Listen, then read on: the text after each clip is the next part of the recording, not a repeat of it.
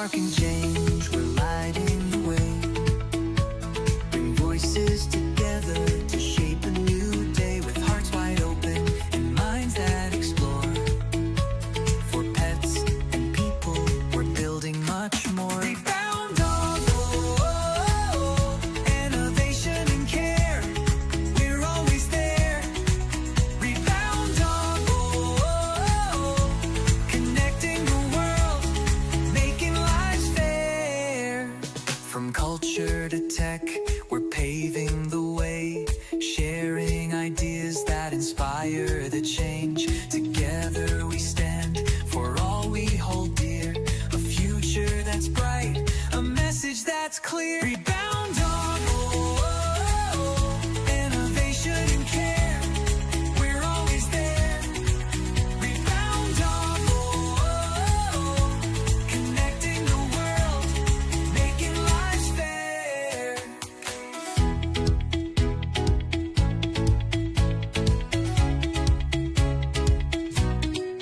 For pets, for people, for futures untold. Reboundog, where stories unfold.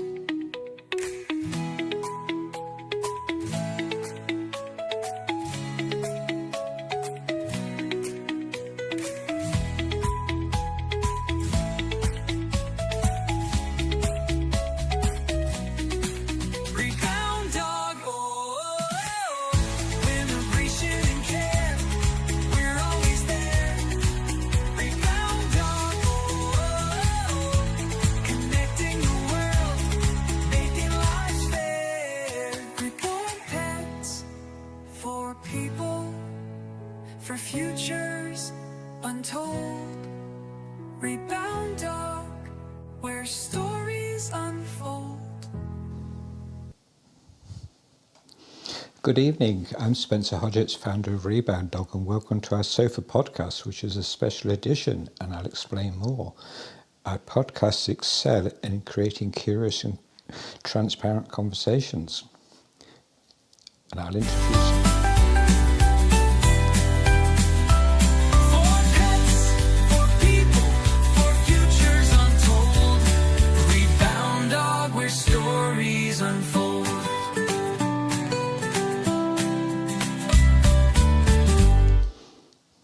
Hi and welcome back. I'd love to introduce to this special edition our Head of Partnerships all the way live from Pakistan at 11 p.m. Aisha's time. Aisha, would you like to say hello and introduce yourself? Hi, Spencer. Thank you so much for the warm introduction. I'm delighted to join you. I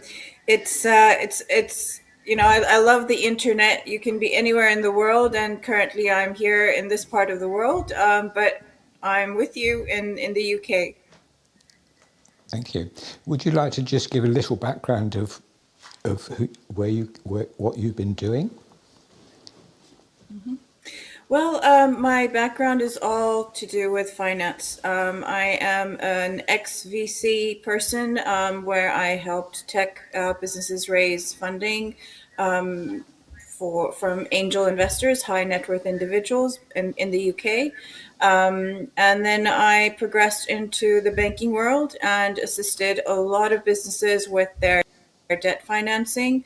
And then I set up my own consultancy and started to focus on helping businesses grow.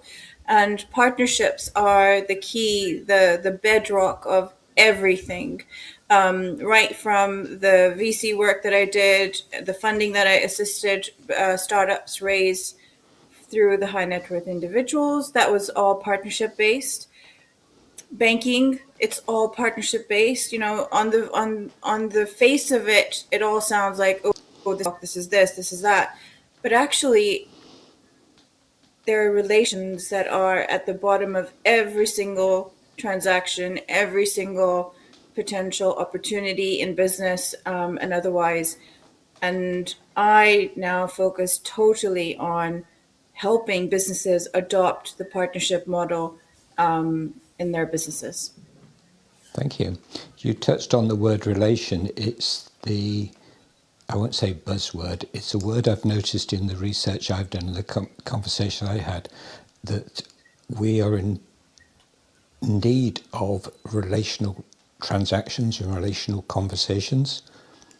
And also there's two words. The second one is relational and the other one is trust.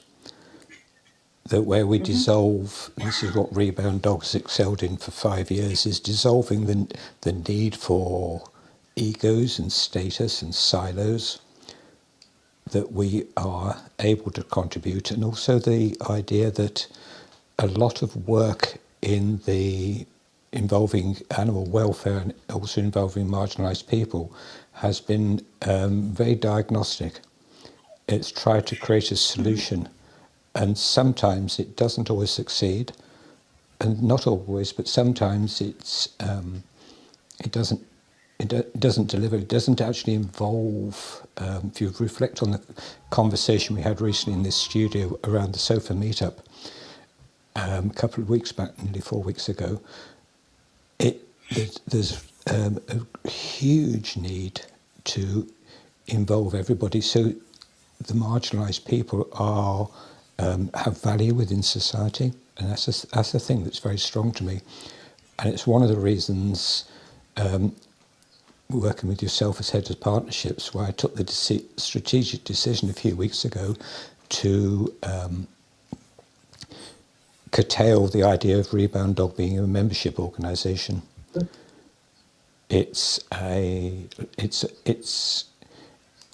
the commonality that I see as membership models is where is very much prevalent in the coaching field, where coaching services and products and courses are offered.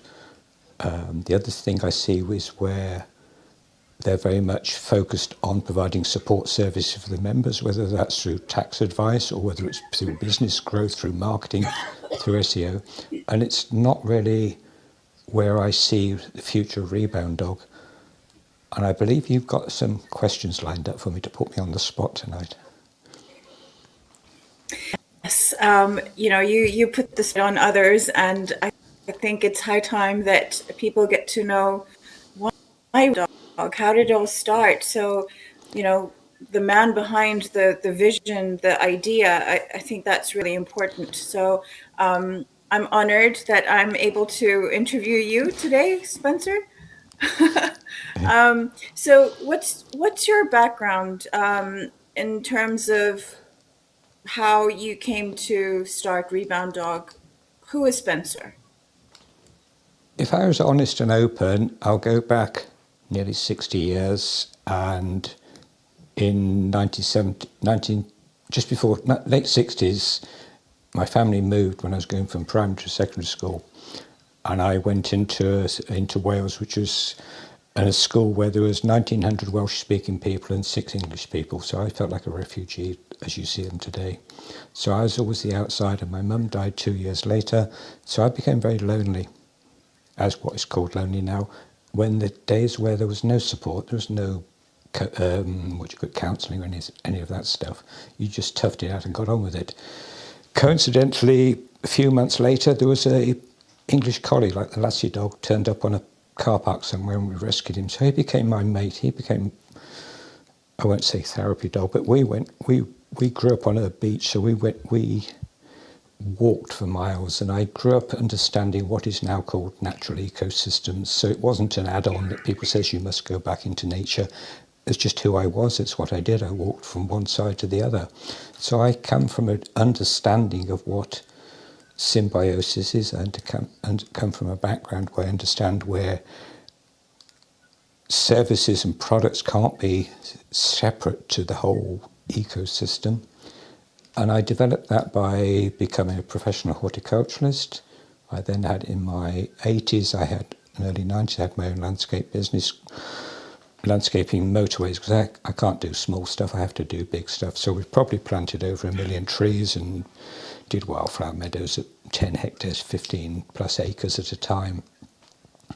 And then later on I moved into logistics, and again it's an ecosystem, the actual movement of the trucks and the goods around, I could see that. And in that role, I ended up sitting on what's called a European Works Council, when the company I was working for divested their global logistics division. So I represented 7,000 UK employees at the global board level, discussing the next memorandum of agreement for making sure their social conditions were good as or better than we had before. And you talked of VC background, we had VC buyout investment from the States coming in. So wherever I've been, I've taken that natural ecosystem understanding into my work environment. And then where did Reboundog come from? Probably came from somebody in the States, I tell this story, sent me a video of a prison dog program where the prisoner trains the dog, and I looked, I thought, that's a good idea. And it wasn't that bit. It was the bit that got me the light bulb moment, where for the first time, the dog's there and the person's there, and for the first time in their life, and I'll try not to swear like I do, each had somebody. Yeah, I can swear like a trooper, my truck driving background. But they had somebody for the first time in their life listen to them with no prejudgment and no labels. And that's what's missing in a lot of business. It's what's missing in a lot of society. We're so quick to offer a solution. So I thought, how do I extrapolate that? Where can I do? I can become a dog trainer. We can try a prison dog program in the UK. That's very tough. Then I thought, well, I'm quite good at this networking lark. I can talk to Charlie, the guy with 2 rescue dogs sitting on the street on the pavement in Barnsley in North Devon, or I can talk to Peter, the global CEO. So how do I get the two to mix? And I'm very good at bringing the two together. So I thought, let's do something with it. So I set up Reboundog initially as a membership organisation, because I thought that's what the thing to do. I'd followed a lot of coaching business programs and things. And in fact, I think you and I met through somebody's years ago in about 2019 online. And I sort of followed that model, but I'd always come from this huge vision of how do we impact, say, 5 million lives? And how do we create a platform? And what I've learned over the years, and especially recently from Simon and Maria Robbins from Holonomics, when they were over here from Brazil recently, is that a lot of businesses and organisations try to create the platform first as the thing. And it becomes, again, it's this barrier. It becomes a barrier because it's not actually engaging the people that it's designed for, because we haven't included those in the design. So that's where the basis of Reboundog came from. It had a huge amount of support, and I'm totally indebted to the core membership of Reboundog, who put a lot of work into designing what it should be. I won't name you in person, but you know who you are. And then I looked at it. Where does it need to go next? And then I met Ben Phoenix as our video podcast sofa meetup producer, who comes from a very professional film background. And I thought, well, I don't really want to do podcasts where I'm interviewing you one-on-one. How do we create a multi-guest platform? So we create this idea of a sofa conversation. So imagine 3 of us, 4 of us are sitting in a hotel in Budapest or in Karachi, having a conversation, no status, no silos, no egos. And the conversation flows, and this is what we've done for just over the last year, is create that trusted space, created that space where relations can develop, and where there's genuine, deep dialogue. And it's so necessary, it's so refreshing, it's become a respected I use the word platform loosely, where people meet people that maybe not met before, because I'm a great one thinking, going back to this ecosystems of where, if you look at, I use a recent example when we did the sofa meetup, which is the in-person version of this, and we looked at the idea in Cumbria in the northwest of the UK, where Ben and I are. There's an animal welfare issue that the RSPCA says the data shows there's 11% above national 11% over national statistics average of animal welfare problems in Cumbria.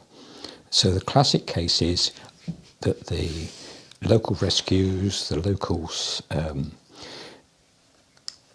RSPCAs and the like would get together and try and find and maybe build another dog's trust or another Battersea or something like that. And I always looked at it, if we're going to, it's a societal problem, it's a wicked societal problem. And if we're going to try and not necessarily solve it, because you can never solve a wicked societal problem, they're too large, they're not created by you and me individually, we can't solve them individually. So we need to bring partners in, and we need to bring in a diverse mixture. So we need to bring in not just the animal welfare rescue side of it, like Oak Tree Animals in Carlisle, but we also need to bring the tech side in, because there's a huge potential for tech to be an enabler of inclusion in society, whether it's like Graham Hadway was talking recently, where it enables people who can't travel to actually access educational materials, or it becomes going back to my school days, and that's a long, long time ago, where maybe the model of education was a bit hierarchical and top down, and you must perform and must do this. Tech has a potential to actually work with people who don't do normally include, whether maybe they're fit on the autistic spectrum or something like that. So it isn't normal education. So tech needs to be included in this conversation. So you need to bring all sectors, and you also need to bring business in, because I'm preempting one of your questions, but there's so much assumption in societal problems that it must be solved by the non-profit sector. Then and I don't think it's necessary. It needs a mindset shift, so we move away from just purely putting the burden on an overstretched, under-resourced social sector, whether it's animal welfare or homelessness or whatever, and start to look at how we can engage all sectors of society. And I've only just touched on a few, like animal welfare, tech, and business, but what else can we involve in that? So there's a contribution, and there's actually an opportunity to engage, to participate, beyond just writing a check to the local air ambulance or whatever it is. There's a need for participation. So then we start. I think you mentioned, Spencer. I think you mentioned that what's really important to you, one of the values that you hold really close to yourself, is the whole aspect of being humane in innovation, and that's where you are wanting to bring and build the ecosystem in a very humane way moving forward. Yes, it is, because if you look at social innovations, they're very much a project delivered, like a cafe serving homeless people. They're very much a project solution, whereas if you look at the humane side of it, it's designing those systems so they're actually, conducive, they're engaging, they're real. And it's a different way of looking at it. You could look at, say, United Nations Sustainability Goals as being a social innovation, but are they, I'm not criticising those, but using those as a product example, what if, and I think there's obviously there's an opportunity, and there's a need to look at them, all these being ethical. I use the word human ethic or humanely ethical, but I'm including animals in that as well. So they're actually they're realistic, and it goes back to this ecosystem idea. It picks on, I don't know, the word holistic.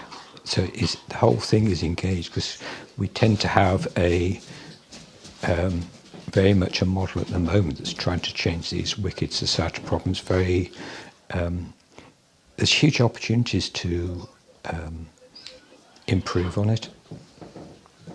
Mm-hmm. So whose work inspires Spencer? If I went back to my school days, a guy called Richard St. Barbe Baker, who was an ex-military man in the war, and he set up Men of the Trees back in I don't know, the 50s, and he wrote a book where he'd re-landscaped, I'll make it up, it's re-landscape Africa and America, primarily with forestry stuff, like 1 million trees, like the organisations are. Again, that gave me my idea for landscaping at scale.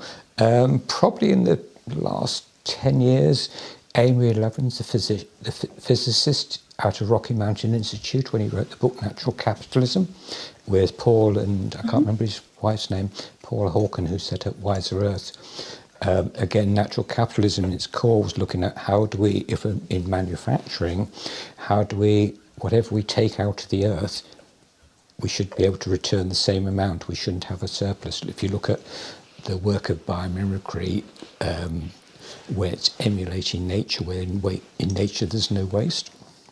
So that's one side of it. Probably more recently, Simone Cicero from Boundaryless, the brain's gone to sleep. The Italian guy in Italy who's looking at platform businesses where they're not necessarily hierarchical pyramid type business, but they're more circular. In the case of platforms, you've got nodes around it. There's lots of people in the world, and I've mentioned Simon Maria Moraes Robinson from Holonomics. Their work does with their work, their book on the brain's going, the new 4 Ps about platforms being people, purpose, planet, rather than just for profit. And they had a wonderful example in that where, and we discussed on the sofa, where they'd looked at, there's an organisation in Brazil called FinoWeb, which is looking at how do you provide opportunities for people in the favelas, the ghettos of, I think it's Rio de Janeiro, and how do you get them to learn tech skills so the big tech companies will employ them. And Simon reframed the whole thing. And whereas this FinoWeb had actually looked at it as, we're providing opportunities for disenfranchised people, Simon's take on it was, actually you're providing highly skilled people from unusual sources, and it puts a whole different pitch and a different. You talked about mindset. Puts a whole. So their work does. There's lots of people, but they're primarily those who see a larger vision. So just linking in with something you've already answered, and then now as well. Reboundog is not a charitable organization. It's an organization for profit, for good. Yes, it is. I am a huge fan of business as a force for good. I don't see that being a non-profit is essential to doing the work that we're doing, and I don't see that it has huge value. I'm not dismissing it at all, or we couldn't do without it, but I think there are huge opportunities where business can really be a force for good. I don't think a non-profit model... I was going to say, I don't think a non-profit model is the right model for Reboundog to follow. Thing is that I think a lot of people don't really know that even non-profit models have to make a profit. It's just how they actually allocate the funding that then towards the end of the year, then sort of it qualifies towards as a non-profit. But really, every business has to make a profit to survive. And there's this misunderstanding that nonprofits don't actually make enough money. They make enough money. It's just about the allocation of that money that then qualifies it as a nonprofit.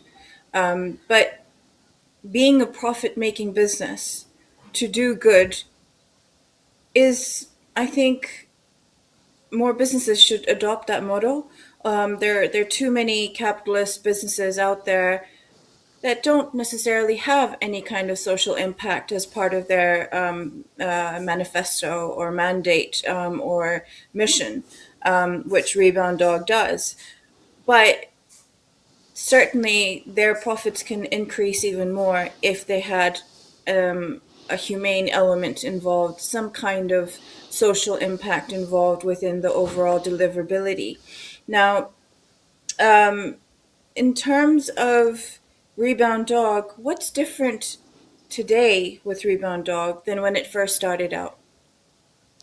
I think I touched on it earlier, when it first started out, it was very much a trial and error, see who's out there, who connects and what works. So it fell into a very much, as I said, a membership model. The huge difference now is, in the last year working with Ben and then with yourself, is we've established ourselves as a place where conversations can be held, that people can engage with different people that they don't normally have, or haven't normally engaged with. So it might be a non-profit comes in and talks to a for-profit company. I'm making it up. So we're bringing people in that don't know into a room. So we're creating that safe space, and we've established ourselves through these sofa podcasts, which we've done with Ben's professional production for over a year now. And then they're sent out onto our YouTube channel. So we've created the Sofa podcast. We launched the first in-person Sofa meetup last month, and we'll do those on a quarterly basis, where they're framed around reimagining Cumbria, our county, from a different lens. And it gives an opportunity to build on that as a business, where there's an opportunity for others to engage with it. And I'll come back to you in a minute on the idea of partnerships. So there's a different vision of where Reboundog is going and what it offers as a service. So, what's worked in the 5 years to date around Reboundog? The tenacity to keep going, the core value that we are. We have the opportunity to engage. We have the ability to reach out to different people. We have a global audience. What hasn't worked is trying to grow a membership model. It's tough, and I know one trade body in the UK has just shut one up. I know of another one that's struggling. It's hard work. It's people think it's, oh, we'll just do this, and you see it a lot in the pure coaching model, where people think they can just grow 10,000 members overnight. It doesn't happen like that. There's an awful lot of resources need to run it, and it isn't. So that hasn't worked. It's been a learning curve. It's been a big learning curve. You talked about non-profits and so forth. I remember a member years ago, she joined, thought we were doing wonders, and came back to me and said, I can't belong to you. I said, why not? We're an animal welfare organisation or something along those lines, her frame was, and you got a member who breeds dogs.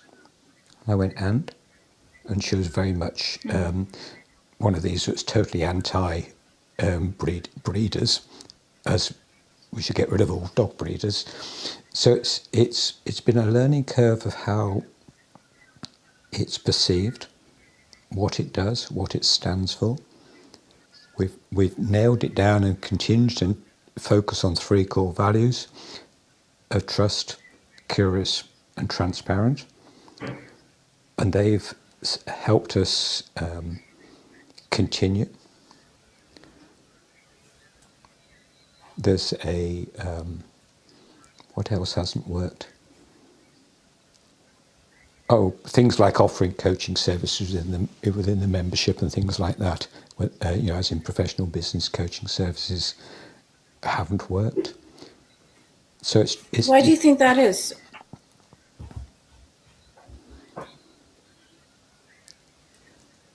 Whether the product was wrong for the audience, that's possible. Whether the angle I was pitching at, the way I framed it, was wrong.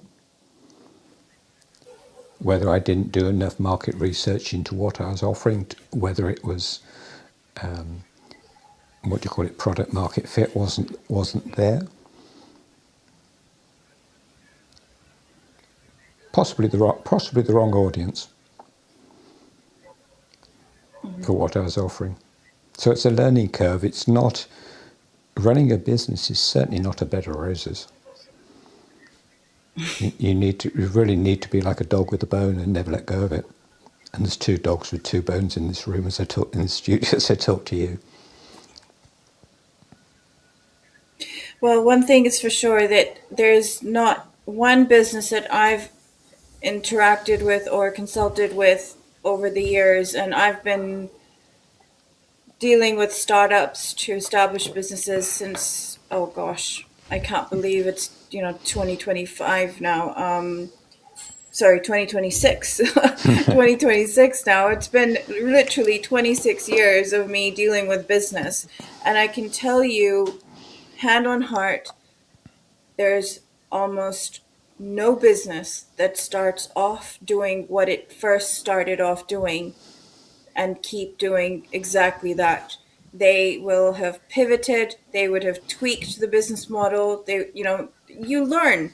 There's learning as you run the business. You learn. You look at insights. You listen. You communicate, and you pivot and you turn and switch things around and you fit into, whilst keeping your vision intact, of course. The vision is what leads how you actually maneuver to actually deliver to your ideal audience at the end of the day. Whether it's raising funds, whether it's establishing partnerships, whether it is looking at various growth strategies, whatever it is, there's almost no business that I have come across in the 26 years of consulting with businesses that has ever stayed the same from day one. I think I agree because I've seen it from hands-on. I've seen it elsewhere. I think in that what happens is we set out as a startup from day one. I think, oh, this is a great idea. Say we're making a product, we're making cakes. I'll make it up. Yeah, and people think, oh, buy these cakes, but actually they don't want to buy cakes. They want to buy your cookery skills. So we need this skill set in business is to actually be willing to change and not treat it as failure. So the fact that I've just retired the membership model isn't a failure on my part or Reboundog part. It's a learning curve. We succeeded to a point, but it wasn't core to what we want to offer and how we can. You talked about vision, Aisha. If you have a vision, which is so necessary, it's then working out what's going to help you achieve that.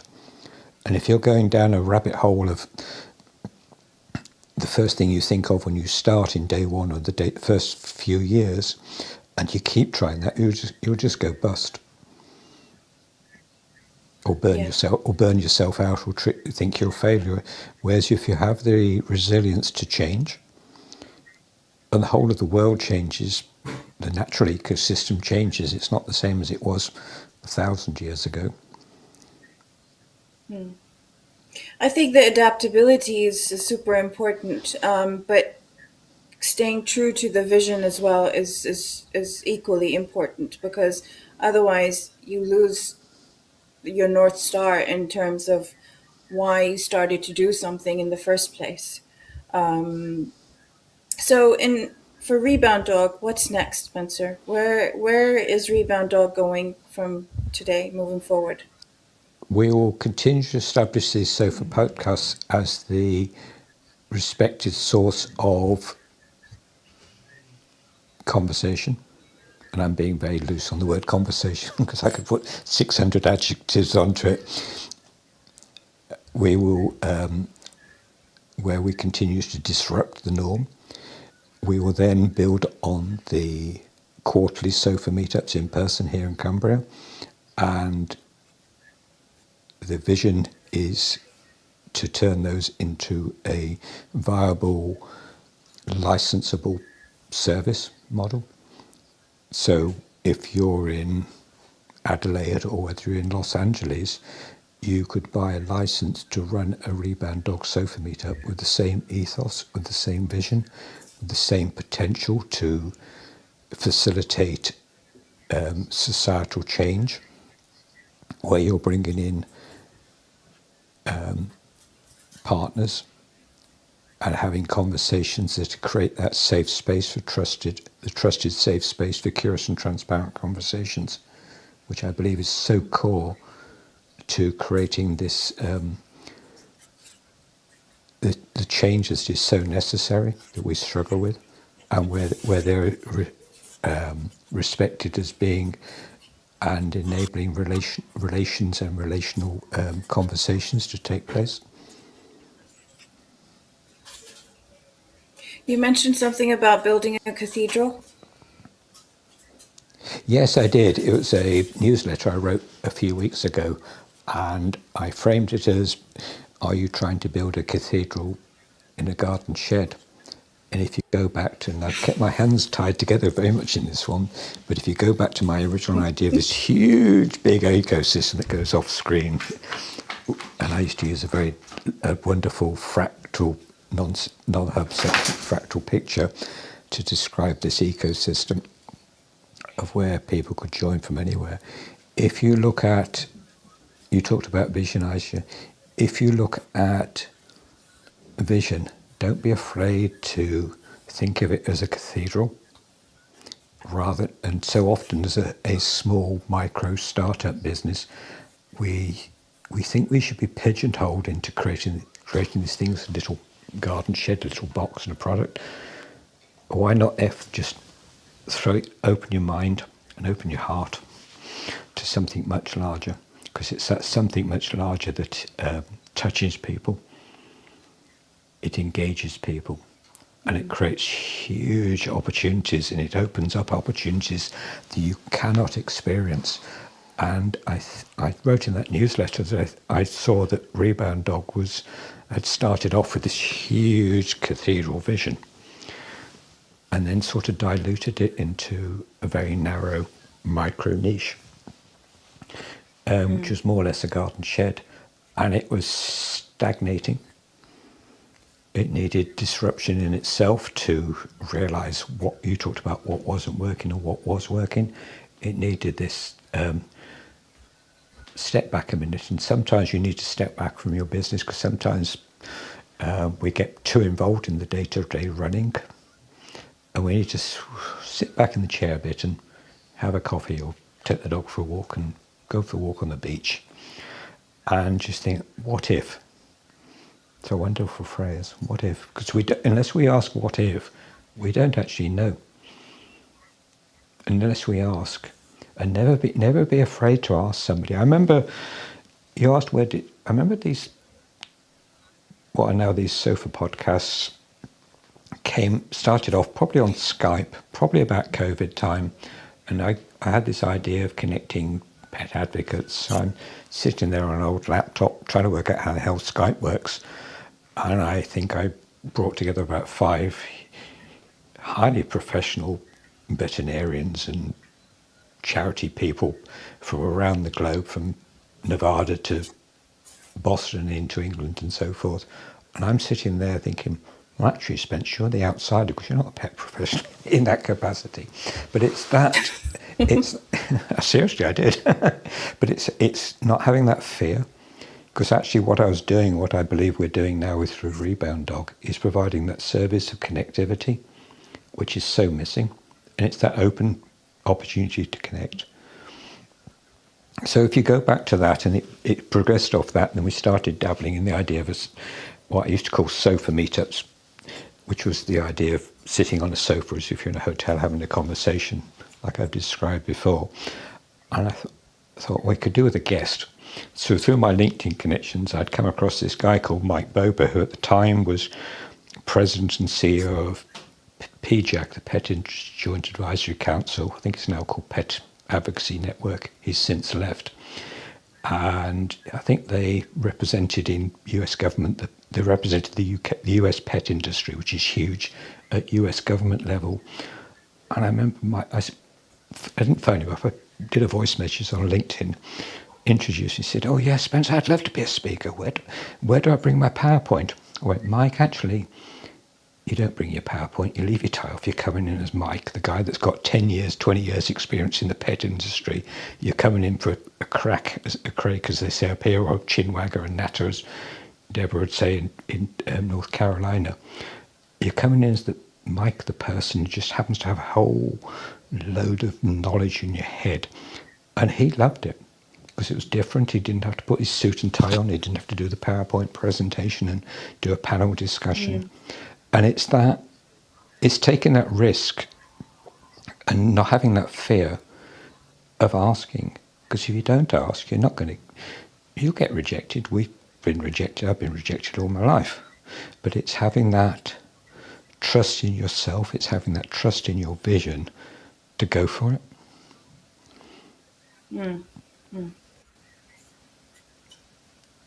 Love it. I think Reboundog has such immense opportunity moving forward, that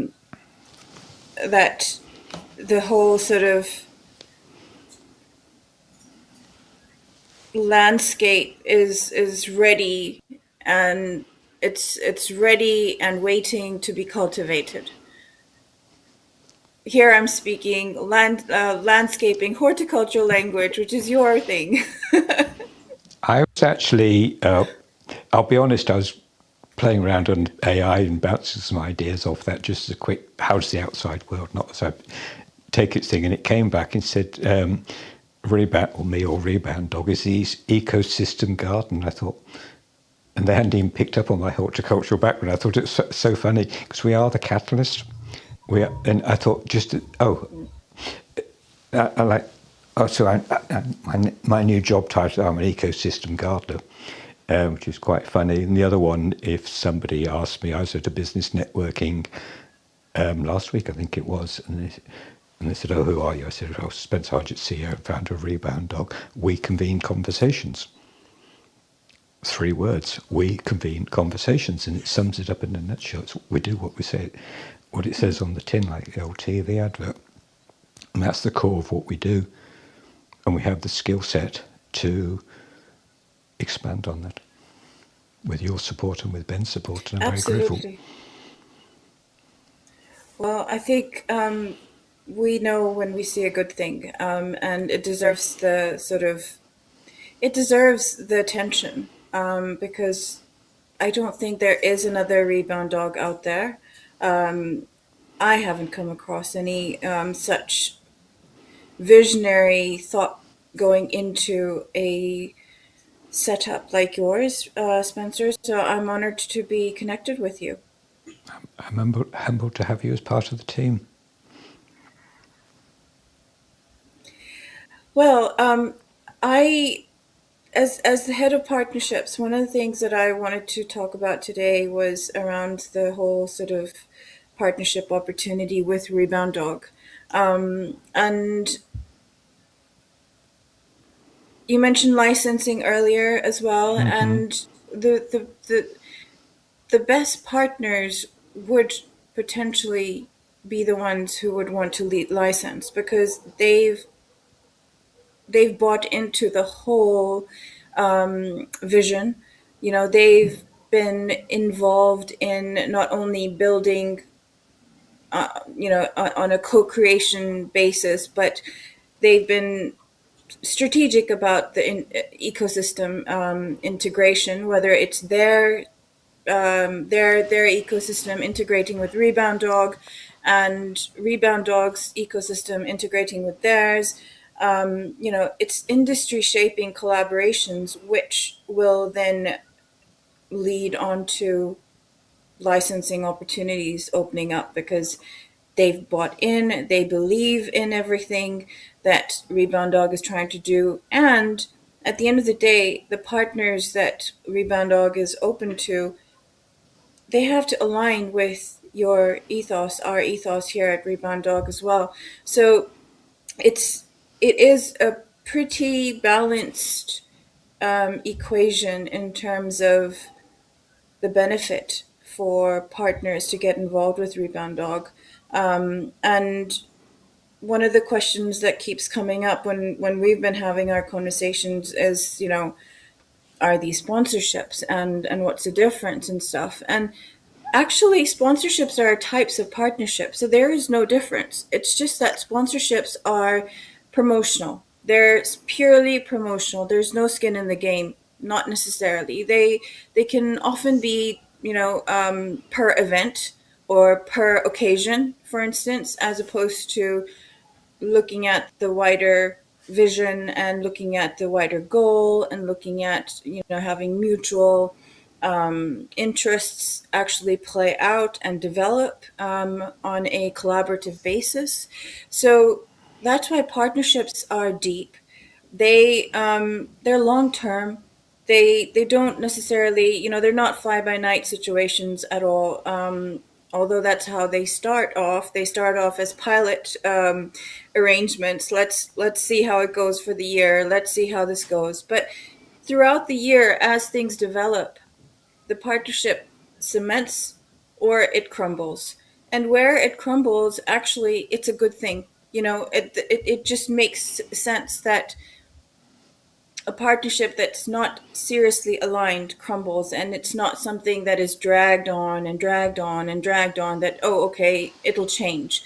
If it doesn't happen in the pilot year, it's not going to happen moving forward. It's just not going to work. So I just wanted to put this out there today that, if there are potential partners here listening in on our conversation today, then please reach out and have a conversation with Spencer, myself. Drop us an email at partnerships@reboundog.com. We'd be more than happy to have a preliminary conversation around what you've got in mind and how the partnership could potentially work out. And we do have sponsorship opportunities as well, but we're just not prioritizing on that.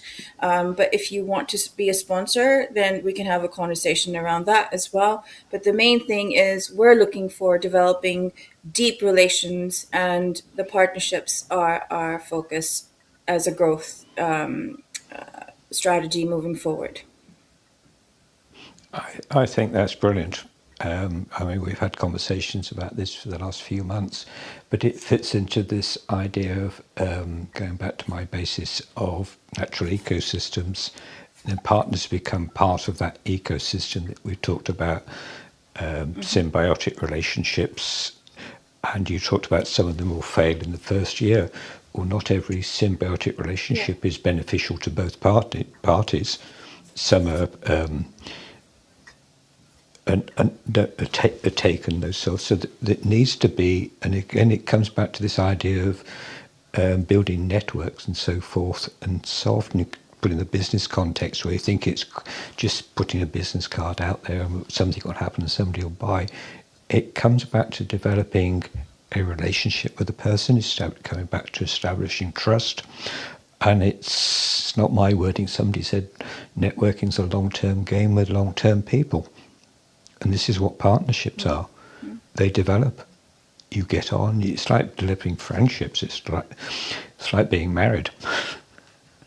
And have a few centuries. Well, actually, I I will challenge you back on that, because some partnerships have a different equation where, one partner is a little more sort of influential over the other, and that's when the whole equation can potentially result in a merger or acquisition situation.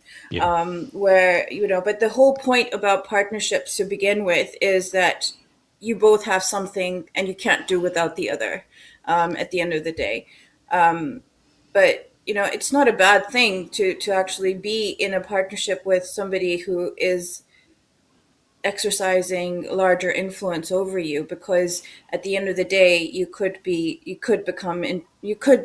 in a merger or acquisition situation, and those, depending on what your goal as a founder is, they can be very lucrative as well in the long run. But it just, again, partnerships as well, it all comes down to the objective that you're trying to reach, where you're at, what you're looking to deliver on, and how you want to push forward. So not everybody is going to be a partner, but everybody has the potential to be a pilot. And then we figure it out from there, basically. So would you see the key being to establish boundaries and targets in the initial discussions of what each wants to get out of it? And would you also see coming back at you, Absolutely. and also coming back at you on this idea that it may lead to mergers and acquisitions? Then again, that could be mutually beneficial for both Yeah. in the long Yeah. term. Absolutely. I mean, It doesn't have to be hierarchical in such that one's taking over. It does happen, but it doesn't have to be it that way. happens. Yeah. It doesn't have to be that way. It could result in a licensing opportunity, like you were talking about, because they feel that they won't necessarily benefit with a merger or acquisition, but a license could potentially develop from that. And I think you were just mentioning about gosh, I lost my train of thought right now. But it's about the whole point around partnerships is mutual benefit, right? But it doesn't have to be complete 50-50.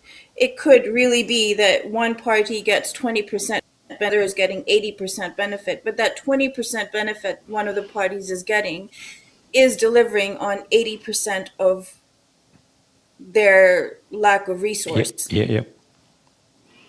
Which they, So and they, it's literally, sorry, I was just saying, and that it can only be identified when you enter into any partnership and you've actually got the objectives very, very clear in terms of, why are we both going into this partnership? What is our expectation out of this? What kind of milestones are we going for? What are the deliverables we're looking to achieve? So, yeah, being very, very clear from the very get go, the start, is what makes a good partnership. and on that note, I shall say thank you very much for your time today. It's been a great conversation. I've enjoyed the chinwag.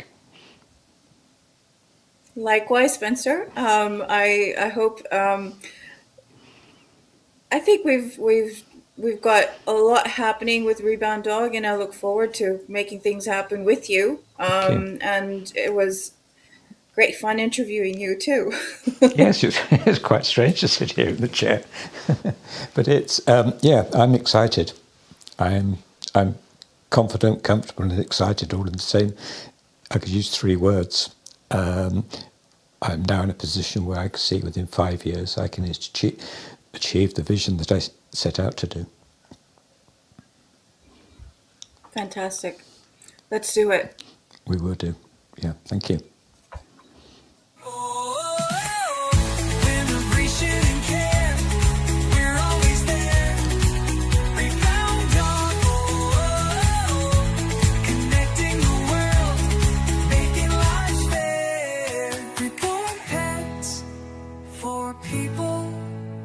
For futures untold, Reboundog, where stories unfold.